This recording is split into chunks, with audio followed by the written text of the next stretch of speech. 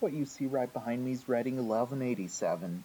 Reading 1187 was built by Baldwin in Philadelphia, Pennsylvania in 1903 and is the 21831st steam locomotive built by that factory and is an 040C Camel four-wheeler type steam locomotive. This locomotive is known as a Camelback. It was originally built for the Philadelphia and Reading Railroad, and this is the original number it had.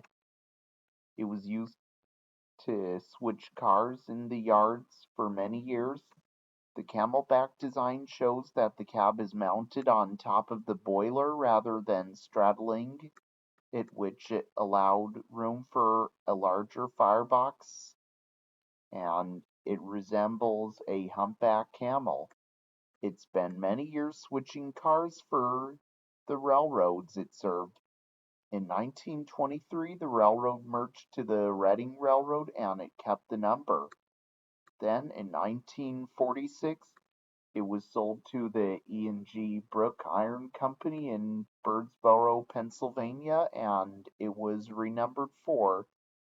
Then, in 1952, it was sold to the Colorado Fuel and Iron Corp., and it kept the number. Later, it was retired. Then, in 1962, it was acquired by the Strasburg Railroad in Strasburg, Pennsylvania. It then arrived at the Strasburg Railroad under its own power. It was proved to be too light for the railroad's trains, and the last time it was operated was in 1967, and it was soon back into retirement. This was the last Camelback steam locomotive to ever operate in the country as well. It was then displayed in the yard. Eventually, it was loaned to the next door rail attraction, the Railroad Museum of Pennsylvania. It was then parked in the yard at the Strasburg Railroad.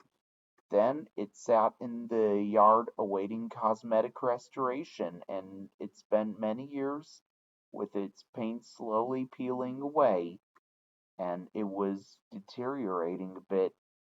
Then in 2020 it was purchased by the Age of Steam Roundhouse in Sugarcreek, Ohio. Then shortly after it arrived, cosmetic restoration began to stabilize the engine and make it look good as new. It then went on till 2023. The new cab was built in the shop and was painted and was mounted on as well. Today it is the smallest surviving Camelback steam locomotive surviving today, and it is preserved at the Age of Steam Roundhouse in Sugarcreek, Ohio, where it is preserved today.